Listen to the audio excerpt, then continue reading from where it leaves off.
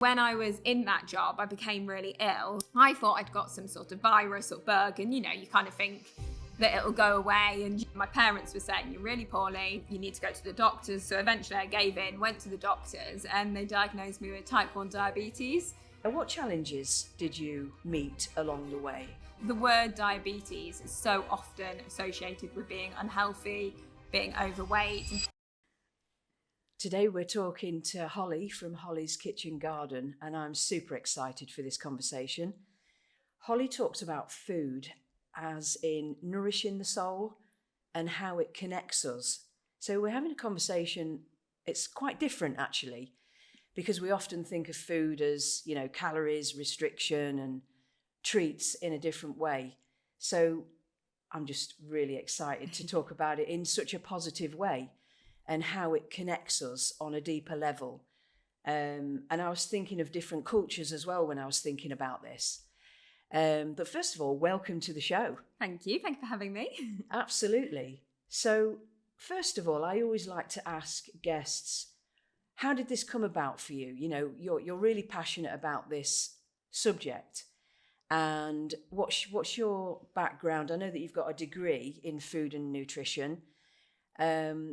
Why did you start this work? What's your personal journey? I think it started a long time before that. I grew up on a farm in Lincolnshire, and my parents still live on that farm.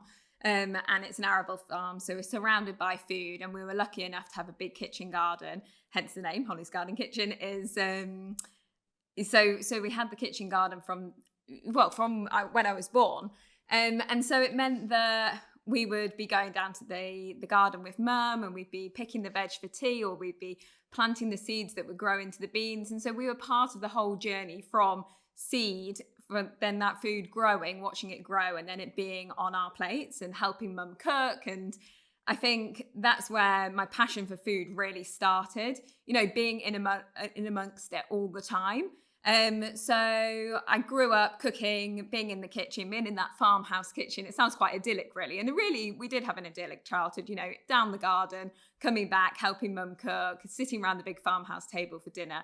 It was lovely. And we grew up like that. And I loved to bake. And then I got interested in doing cooking at school. And it was funny at school, really, because our cooking class wasn't about learning what was healthy or not. It was about, let's learn how to make cookies and then bake that same, or change one thing in that recipe 8 times and talk about that each week, which to me is just not what we should be teaching people, but it was what was happening. So, but I still loved it. I loved being in the kitchen. And so when I went to uni, I actually didn't think about doing food, which seems strange. I kind of felt like I didn't want to be a chef, so I wouldn't go and do that. So therefore I didn't have a career in food, which seems strange now to think that.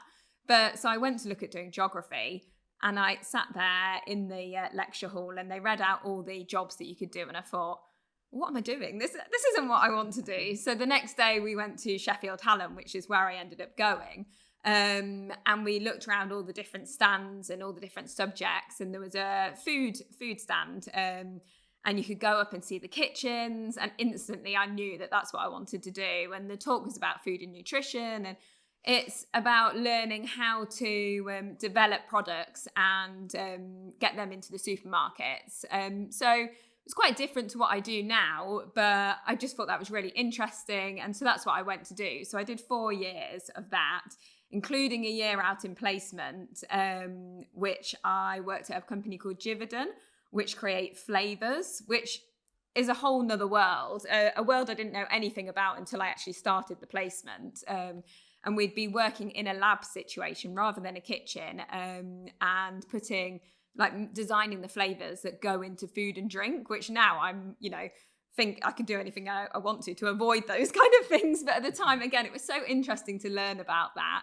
And then I had 1 more year at uni, and then, I graduated, and I worked for a company who developed baking boxes. So it was a baking subscription company, and each month I'd design the recipe that would go into the box, and then people would order it and bake it at home.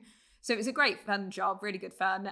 But I wanted to move nearer home. So I moved back home to Lincolnshire and worked for a company who we developed products to go into supermarkets. And I was doing things like chutneys and casseroles. And again, it was interesting, but I had no real passion for chutneys and casseroles and things like that. So again, I'd always known I wanted to have my own business. But sometimes you don't know what that looks like. And with my family being a farming family, everyone was self-employed. And so I wanted that for myself, but I couldn't quite see how to get there. And then when I was in that job, I became really ill. I thought I'd got some sort of virus or bug, and you kind of think that it'll go away. And I think when you're poorly yourself, sometimes you can't quite see it. And my parents were saying, you're really poorly. You need to go to the doctors. So eventually I gave in, went to the doctors, and they diagnosed me with type 1 diabetes. So it's an autoimmune disease where my pancreas no longer produces insulin. So it meant that I then had to inject myself with insulin. So the food that I'm eating could be converted into energy that your body then uses. So it was a huge shock for me. And I think the word diabetes is so often associated with being unhealthy, being overweight, and people would say to me, oh, I thought you were healthy, and it really got to me that people were kind of associating me with being unhealthy when I felt like I was quite a healthy person. And I'd just done this degree in food and nutrition, and I kind of felt like I knew what I was talking about. And yeah, for people to say that, it was quite hard. But anyway, I kind of took some time off. I quit my job, took some time off, and just got used to this new part of my lifestyle. And then one day I kind of thought, I should probably actually start working again. I was 23. So I was like, I should start working again. And I still lived at home with my mum and dad. And they said to me, you've always wanted to start your own business. So whilst you're still living at home and you haven't got these big commitments of a mortgage or anything like that, why don't you just give it a go and see? So I thought, okay. So my mum's a yoga teacher, and we'd run yoga retreats before where she'd be doing the yoga and I'd be cooking the meals. And so people had said to me, how can we get your food more often than once or twice a year on a retreat? So I started a little healthy takeaway. So I basically started by emailing my mum and dad's friends and saying, this is my menu for the week. Would you like to pre-order anything off it? And then I'll make it at home and come and deliver it round. So it started like that, and it grew, and it was really word of mouth, spread that around. And then people started to say, oh, I'm having a dinner party. Can you come and cater for it? Or, could you make me a birthday cake? And so it grew and grew and grew from there. And then I started going into the world of retreats. So I'd go and cook for people on a 3-day retreat, 4-day retreat, week-long retreat. And that's really what I do a lot of now. And that's my passion, because people are wanting to be there to be looked after and to be nourished and to be cared for. And I feel like I can do that and bring that side to the retreat, and I think a lot of the retreats I cook on, it's mostly women. And I think they actually crave someone to look after them because they do all the looking after. And I feel like I can kind of bring that, and it's so lovely. And so that's one part of my business. And then I also have my little street food van, which I take out and about. And then more recently, I've just brought out a cookbook. So that's kind of how it's grown from, me being a child and loving food and what it is today. Wow. I mean, what a journey, really. Yeah. And sort of that experience growing up sounds just that it runs through your veins almost now, and seeing the other side to food production. We know now that processed foods is really detrimental to our health. But I guess it was beneficial for you to see both sides, Definitely. where it didn't really make much sense to you, the way that food was being produced. And the whole nourishment there that you experienced growing up is a big part of, what you do now. And like you say, in those settings, in at the retreats and the whole nourishment and connecting with people, because like you say, when people are on the retreats, they're really looking for that restoration, aren't they? We're in our culture, I often say this on the podcast, we're not really conditioned to nurture ourselves and nourish ourselves in that way. and connect with each other as well. Really, we're too busy with a million tasks that food is not viewed as a nourishment kind of a thing or a connecting thing. I think the Italians are quite good at that, aren't they? You know, we're also, you know, not that I'm an expert on Italian culture, but, you know, the whole family sit down together. Yeah. This is what we've seen in certain families, where it is very connecting, it is very nurturing. Yeah. And I'm sure in many ways. But yeah, I was hearing from what you're saying there as well. That was a real attack on who you are when you discovered about diabetes. And we do associate that with, you know, eating loads of sweets and, you know, so I can imagine how that was a real test, I suppose. Yeah. What kind of challenges did you come across along the way? I'm sure that, you know, through starting your own business and trying to figure out, you know, what that was going to look like for you. It's interesting, actually, that your childhood was a big indicator in what you were going to be passionate about. And I think when we do that, I find that from talking to lots of different people, that when we know what we loved in childhood, it will often be the answer in adulthood. So that was super interesting. But yeah, what challenges did you meet along the way? I'm sure there was difficulties. I think when I first was diagnosed and then wanted to start my own business, the main challenge to start with was building my confidence up again. I felt like, I felt before I was quite a confident person and, you know, I'd been quite outgoing. And really, I'd shut myself away for 4 months. And my friends were, you know, oh, should we go do this? Should we go do that? And I'd be like, oh, no, I don't want to. And I became so self-conscious of myself. And, you know, and I think it was this label, diabetes. And I think all the time we hear about type 2 diabetes. And so people put a label on that and they have a perceived opinion of what people might look like. And I think nobody else was thinking that about me. But I think you put things on yourself, don't you? So I definitely had to grow in confidence to believe in myself and believe what I was going to be doing was going to be good enough to actually ask people for money for in return. And I think once you start doing it and you put yourself out there and then you start receiving a bit of feedback like, oh, that was delicious and oh, can't wait for next week. It gives you such a boost and so much confidence. And so it kind of built me back up again and it made me believe in myself again. I mean, there's so many ups and downs of running your own business. Of some weeks you'll be so busy, the next week nobody orders or you're really quiet. And, you know, over the winter months, I'm much quieter. From spring through to autumn, I'm super busy. But I think at the start that was a worry for me. Whereas now I actually see that as how lovely that I can work hard for three seasons of the year. And then actually in the winter, I can nest down and, you know, go into a bit of a cocoon and restore my batteries again. And a lot of people talk that's actually how we should live and with the seasons. And so I think, I've had lots of ups and downs, but I try and have a positive outlook on everything. So even when something puts me down, it's like, well, actually, let's think of that in a different mindset. And stress as well. I think the stress of, say, when I did my first wedding, it was such a big deal. And it still is every time I do a wedding. I feel a huge responsibility. Like this year we did a wedding for 160 people and we did the day and the evening food.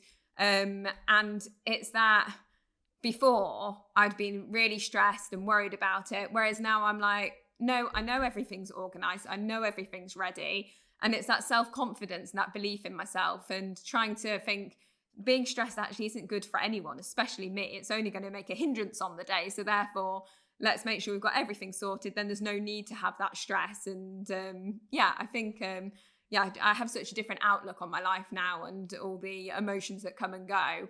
Try and be positive in every situation and have grown a lot. I love that. I really love that attitude. And I think what you said there is really key, because it made me think of a book that I read called Wintering. And it's Swedish or Norway. I'm just trying to think of the author. It might come to me. But it's a great little book and they're really good in the winter months. They literally hunker down and it's a time for restoration. It's a time, and I've been talking to a couple of people on the podcast about the seasons and how, again, our culture doesn't teach us that we're not built to produce all year round. That, in fact, that's going to make us vulnerable to burnout. Mm-hmm.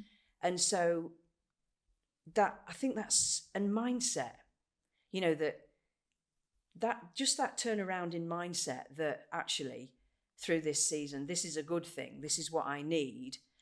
And I think if we can change our mindset, it's just a little tweak. It doesn't have to be this massive, oh, I need to be a mindset guru. It's just little tweaks, isn't it, here and there with different things. And we can, at the end of the day, it only matters how we think and feel about things, you know. So you're still, the picture of success, I was just thinking about people's picture of happiness. You know, we talk about happiness obviously on the podcast, and it's really our perception. Mm-hmm. It's what we think about it, isn't it? And that's what I was thinking about when you were talking, that if we believe that actually, no, we're okay. It's just the winter. That's part of the process. It's part of what's going to keep me healthy. In fact, I need it. I need to recharge my batteries. And you know, you're speaking directly to me with this one, because I was the world's worst at learning to do nothing, mm-hmm. or to try and scale things back a bit. And I've tried to do that over this summer, over the last few weeks, because everything was going crazy and everything, you know, is moving fast with the podcast and different things that I'm doing. And then it was like, right, we're not starting the video bit now until September, which I was super excited about, but there wasn't a lot more I could do. Yeah. So I thought, right, okay, is this my opportunity to try and learn this skill, to try and relax and just not expect anything of myself. Yeah. You know, just do the bare minimum sort of thing, and don't be thinking about, oh, what else can I do? What's the next thing? What, you know, I'm not working at 1,000,000 miles an hour, so there's something wrong, which is just not. I think so often in today's society, we push, right, we've achieved this. What's the next thing? What's the next thing? And so almost as soon as you reach your goal, it's not a big celebration. It's what's the next thing? And people often say to me, do you not want to have a restaurant? Do you not want to have a cafe? Why haven't you employed people? You know, you could be so much bigger. And I think it's actually a really powerful thing to know what's enough. And actually at the moment, like what I do and how I run my business is enough for me. Like maybe it won't be forever, and maybe I want to change things in the future. But for now, I like the way it is. You know, I have a few months off at the end of the year, and, you know, both me and my husband are self-employed. So it means we can go on more holidays than if we were employed. And, you know, probably we don't have as much money as other people because we do take more holidays, but actually that's the way we want to live our lives. And I just think to know what is enough for you is so powerful, because you're not then thinking, right, on to the next thing. And you allow your time to have you allow yourself to have some time and some space just to reflect on what you've done and really think about like how you want to go on, and, you know, not be thinking, right, I need to get bigger and bigger and earn more money, and just to know when is enough. And I think that's a really valuable thing to have. Absolutely. I love that. That is so powerful, actually. It's so simple and so powerful that, again, it's kind of going against our conditioning. But really, the way that we live our lives often, that chasing, you know, what is happiness? I'll be happy if. And then we get to that point, and then it's like, okay, what's the next? What next? It's always chasing. Yeah. And it doesn't speak to our basic human needs, you know, the feeling valued, validated, listened to, connected with others. You know, the 6 pillars that we talk about on the podcast, really, that they're, in my view, that's what happiness is about. the 6 pillars, but in particular, the connection bit. If we don't feel connected to our loved ones, then nothing else. It's empty. We can reach success. And I find this with clients that I work with as well. We can reach huge success, and then it's, oh gosh, it can become quite overwhelming then. Yeah. Oh gosh, I've got to sustain this now. Yeah. Yeah. And now I've got this huge responsibility. Yeah. And we get overcome with that kind of thing. And our basic human needs just go by the wayside. There's no time for that. Yeah. Self-care is the word that's bandied around, isn't it? Where we try and grab some time here and there. But I think that it's important to incorporate those basic human needs in our everyday lives. You know, you and I are connecting here in our previous discussions. You know, when you have real conversations with people, that's where it's at. And that's why I mean, doing the podcast is so much fun. You get to meet some great people such as yourself. Let's talk a little bit more about that aspect of your work, because for me, it's just so powerful. I love the way that you talk about food in the context of it nourishes our soul. There's more to it than calories and just nutrients, you know. It feeds our body physically. It will help our health for sure, which is important. But you talk about it in a completely different way, in how it helps us connect with each other, and food in a mindfulness way, and in love as well, really. Tell us a bit more about that. I think food and connection, saying like we're connecting on this way, and I think food can be such an important thing and plays such a big role in connection with people.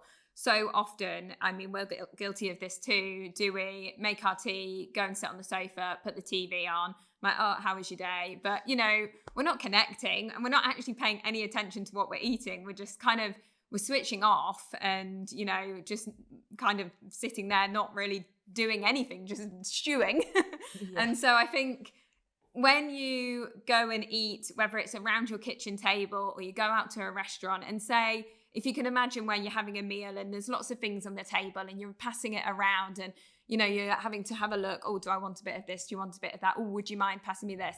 I think that's the best way to kind of picture being connected with food, because you're really engaging with the people around you and what you're eating. And then you're sat there and you're really concentrating on that plate of food and, oh, this bit's delicious. Oh, have you tried that yet? And I think it gets me excited, and maybe I'm just a bit funny that I say that, but it's, I don't know, I feel like it's so emotive and it brings love into every meal.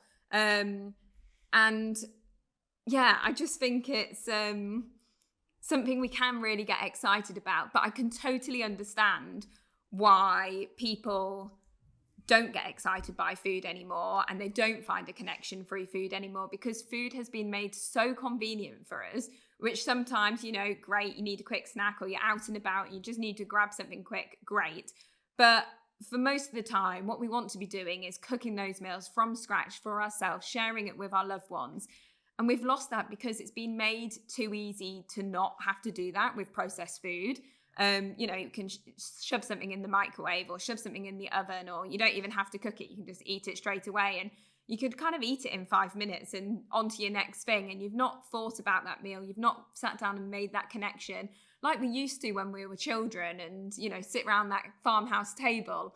And so, yeah, I think it's so important that people can, maybe, I know it's not realistic that people are going to do it every single day in this like really busy society we live in, but to make a couple of times a week, say like, let's have family dinner tonight, let's all sit down and enjoy this meal together and, you know, talk to each other, talk about each other's days. And it's in that way that things come up, that maybe something's been worrying someone and they haven't found that time and that space to say that.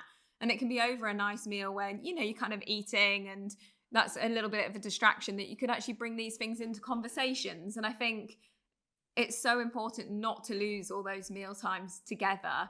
and to be able to sit at those tables together. And that's something when we have our family that I want to make sure that me and my husband and our baby do all together. We sit and we eat together, you know, because sometimes your child eats earlier than you, and you could easily then eat later than what your child's doing, because, you know, that's easier, it's more convenient, you haven't had time to cook your food yet. And I get that, but I for us personally, I want to make sure we include that into our family routine, because I've got such fond memories of it when we were children, and maybe that nourishment and that love and that care has actually led me to where I am today, and wanting to do that for other people through my retreat cooking and things. Yeah, absolutely. I'm thinking of Christmas, and, you know, a few times a year, you know, I would like to do it more often, but we get the whole, you know, the extended family together. And so somebody brings dessert, you know, somebody brings different bits to the whole, if you like. So, you know, my daughter will sometimes take charge of the games, you know, and things like that. And she's really funny. We did a bingo game, and, you know, that you have the names like, I can't think of any, Legs 11, you know, the bingo terms. And she didn't know any of it. So she was just making them all up. It was absolutely hilarious. But, you know, I think that's lovely, that, because sometimes in some families it falls on one person to cook the dinner. They're always the one that has the family over, and then they end up not feeling appreciated. And you know, so it can get a little bit that way, can't it? But I think if families can come together and each bring something, you know, then that can work a bit better as well, and people can feel that they're contributing as well. We've just been on holiday in America, and we went to a wedding, and the night before the wedding we had a potluck. So that was basically it. Everybody bought a dish, and they said you can bring anything you like. So everybody bought a dish, and you just laid it out on this massive table and went along and helped yourself. And it was the most random plate of food ever, because, you know, somebody had cooked a lasagna or a cottage pie, and then there was, you know, dips and crisps, and, you know, there was everything that you can imagine, because nobody knows what each other's bringing. But it was so nice, and it meant that you were then talking to the people next to you, saying, oh, what's this? Oh, what did you bring? And oh, look at this. And so it is, again, it connects people. But then it meant the pressure was taken off the actual family who were hosting us, because they didn't need to do any of that. And again, it can be for the people organising, bringing everyone together, it can be quite a lot. And you don't want that one person to kind of resent having to be in the kitchen cooking for everyone. So I think it's such a nice way to bring things all together and share it with everyone. It's really special. Yeah.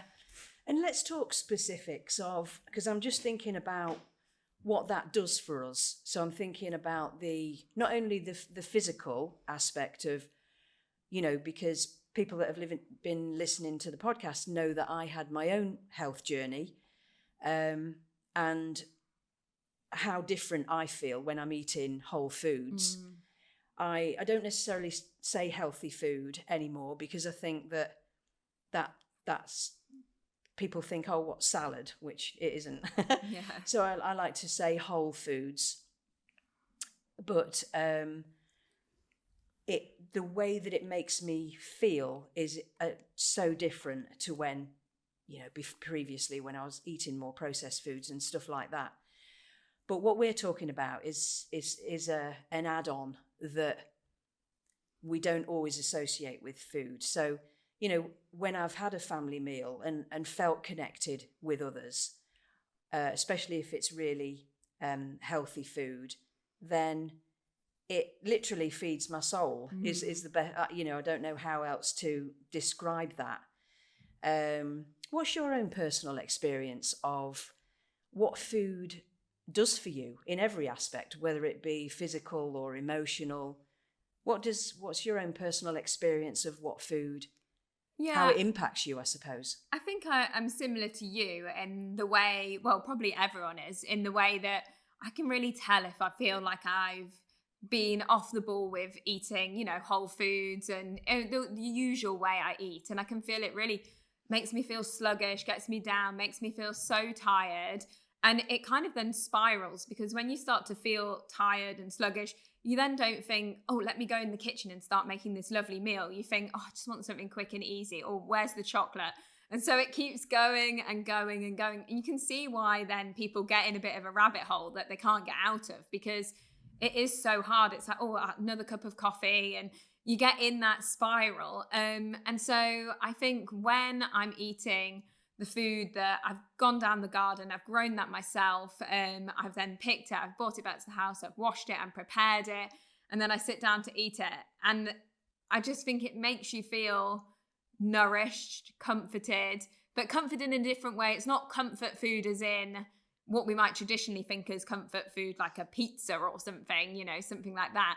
It's comforting as in it's feeding our souls, like you say, and it makes you feel so good. And I think often people feel that healthy food, like you say, is a salad, and a salad is, a bit of lettuce with a bit of tomato and cucumber, and that's a salad. Whereas, a salad can be anything you like. It can be hot, it can be cold, it can be whatever you want in it. It doesn't have to be a defined thing. And I feel like I get so excited about most of my food I cook is vegan and vegetarian food, because that's just the kind of style I like to cook. I find it works really well in the wellness industry, especially with retreats. That's what most people want. And obviously we're growing all our own produce that I then use in the food. So I think that it's been the natural way for me to go. But I feel a lot of people just think, oh, it's a vegetable, it's boring, because maybe when they were a child, they just had boiled vegetables all the time. And so they kind of think, why would I want to eat that? But, chop up a butternut squash, put a bit of olive oil on, a bit of spice on it, and then roast it. Really delicious. And then add some, some sort of grain to it, add some bit of crumbled feta, some toasted pumpkin seeds. It doesn't have to be anything like fancy. I mean, that might sound fancy, but it's not. You've roasted a bit of veg, you've put your seeds in at the end to toast with it, you've crumbled in a bit of feta, and you might have, cooked a bit of quinoa or something like that, or mixed in, say you've got a bit of pasta left over from the night before, or rice, mix that in too. You can make a really easy dressing, say a bit of olive oil, lemon, maybe a little bit of mustard, or, a bit of honey. There you go, a little dressing. It doesn't have to be rocket science. It doesn't have to be anything complicated, but you're going to feel like, oh, wow, I've just made that. And then you're going to eat it and think, oh, that was really tasty and it's doing me good. And it's then putting you on that positive path rather than that negative downward spiral to, oh, what shall I cook next? So sorry, I felt like I've gone off on a tangent there. But, No, absolutely. No, that's great. That's a great idea, and it is about, I find anyway, that I kind of think about food as medicine, really. Yeah. And I just bung some stuff in, whatever's healthy, and then I'll just flavour it up. I love pickled stuff, like purple pickled cabbage, because there's just a strong flavour from that, and I like spicy stuff as well. So sometimes if I make something, I might have tuna and some cottage cheese in it, so I've got a good amount of protein as well, and then some other bits and bobs, whatever I've got, whether it be some veg or whatever. And if it tastes a bit boring, get a bit of sriracha in there. Yeah. that always works. I was thinking there are a couple of things there, again about mindset. So I'll come back to that in a minute. But the other thing that I was thinking is, how can people who maybe they haven't got a big garden or they haven't got any garden, how can they grow their own? Is there an option for them in little boxes or something? Absolutely. I don't know. As long as you. That's the end of part 1 in our 3-part series with Holly from Holly's Garden Kitchen. We're talking all things food. I'm really excited for this conversation. I can't wait to continue it next week in part 2. So I hope you guys tune in again. We're talking food as a way of healing, as joy, as a way to connect with others, and everything in between, really. I'm just loving this conversation. So be sure to tune in next week.